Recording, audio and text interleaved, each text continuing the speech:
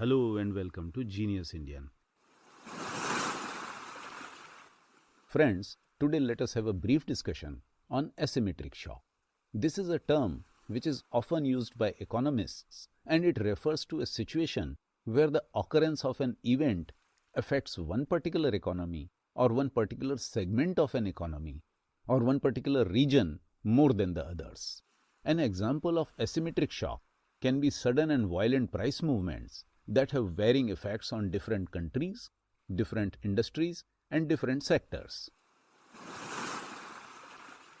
For example, a 20% spike in crude oil prices will affect India much more than, say, Netherlands, simply because India imports a lot more oil than the Netherlands, simply because India spends a lot more on imported oil than the European nation, and simply because more expensive fuel will affect India far more adversely given that it has a larger number of people below the poverty line.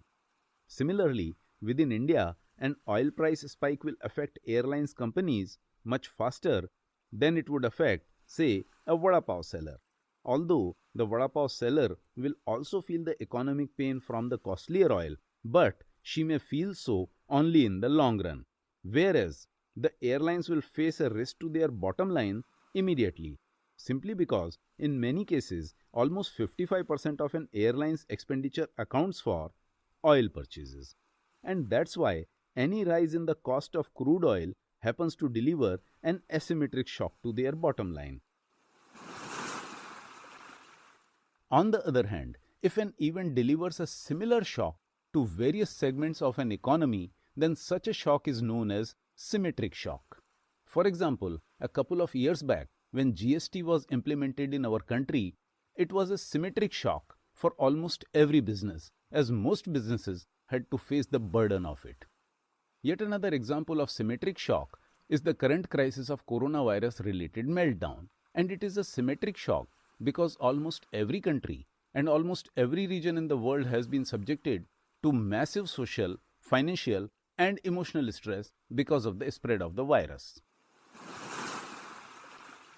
Coming back to asymmetric shock, a global event may hurt different countries or different economies with a different magnitude, even when the event that triggered the reaction is the same. The intensity of response with which the same event is greeted may vary a great deal, depending on how sensitive the economy is to the change.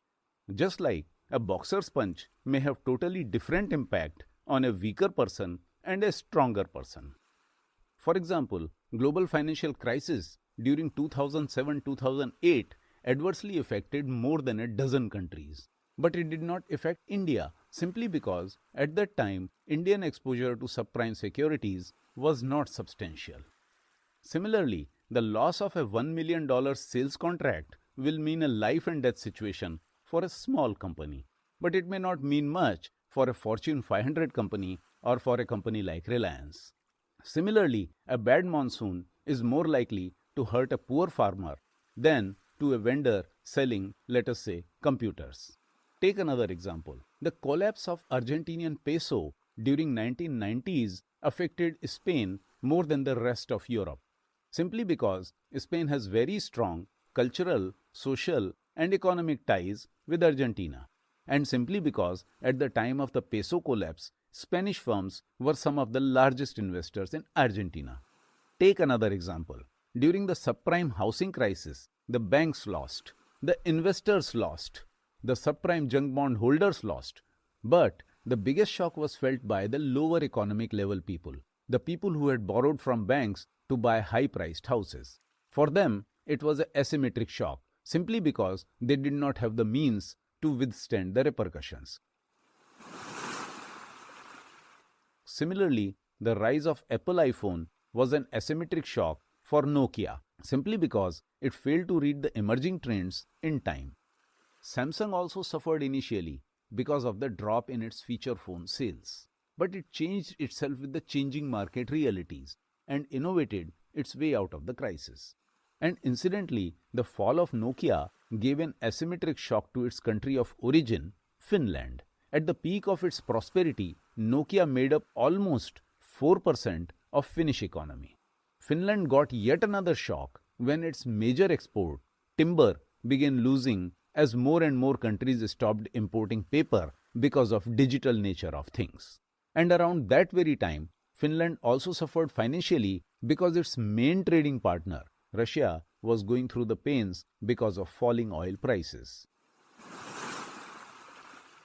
Probably the latest example of asymmetric shock is the impact of coronavirus on various countries in the world. As of 31st March 2020, the virus has spread to almost 170 countries.